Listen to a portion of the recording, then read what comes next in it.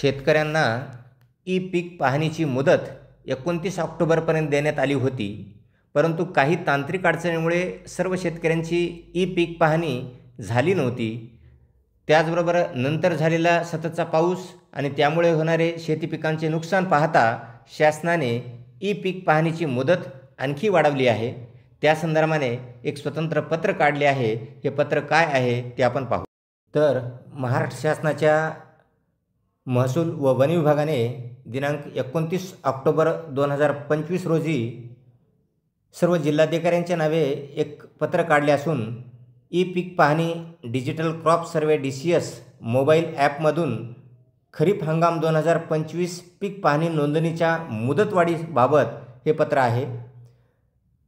महोदय, कृषी पशुसंवर्धन दुग्ध व्यवसाय विकास व मत्स्य व्यवसाय विभागाच्या शासन निर्णय दिनांक 14/10/2024 अन्वये संपूर्ण राज्यामध्ये ई पीक पाहणी डिजिटल क्रॉप सर्वे DCS अंतर्गत मोबाईल ॲपद्वारे पीक नोंदणी करण्यात येते. राज्यात खरीप हंगाम 2025 हा दिनांक 1 ऑगस्ट 2025 पासून सुरू असून त्या अंतर्गत दिनांक 1 ऑगस्ट 2025 ते 30 ऑगस्ट 2025 या कालावधीत शेतकरी स्तरावरून पीक नोंदणी सुरू होती. तसेच दिनांक 1 ऑक्टोबर 2025 पासून सहाय्यक स्तरावरून ई पीक पाहणी नोंदणी करण्यात येत असून त्याची अंतिम मुदत दिनांक 29 ऑक्टोबर 2025 अशी आहे.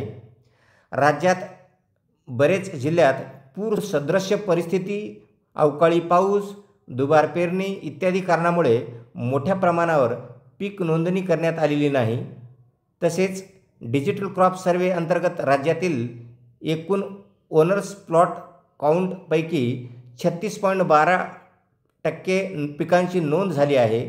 तरी पीक नोंदणी न झाल्याने नैसर्गिक आपत्ती, पीक विमा, पीक कर्ज इत्यादी लाभापासून कोणताही शेतकरी वंचित राहू नये याकरिता सहाय्यक स्तरावरून करावयाच्या पीक नोंदणीला म्हणजे DCSला दिनांक 30 नोव्हेंबर 2025 अखेरपर्यंत मुदतवाढ देण्यात येत आहे. त्यानुसार खरीप हंगाम 2025ची ई पीक पाहणी नोंदणी 100% पूर्ण करण्यात येईल याची दक्षता घ्यावी ही विनंती. अशा प्रकारचे हे पत्र सहसचिव महाराष्ट्र शासनाने काढलेले असून या पत्रानुसार आता 30 नोव्हेंबरपर्यंत ई पीक पाहणी करता येणार आहे. ज्या शेतकऱ्यांना अद्याप ई पीक पाहणी करता आली नाही त्यांनी वाढीव तारखेचा लाभ घेऊन आपली ई पीक पाहणी पूर्ण करून घ्यावी. माहिती आवडली असेल तर व्हिडिओला लाईक करा आणि अशाच प्रकारच्या अद्ययावत माहितीसाठी चॅनलला सबस्क्राईब करा. धन्यवाद.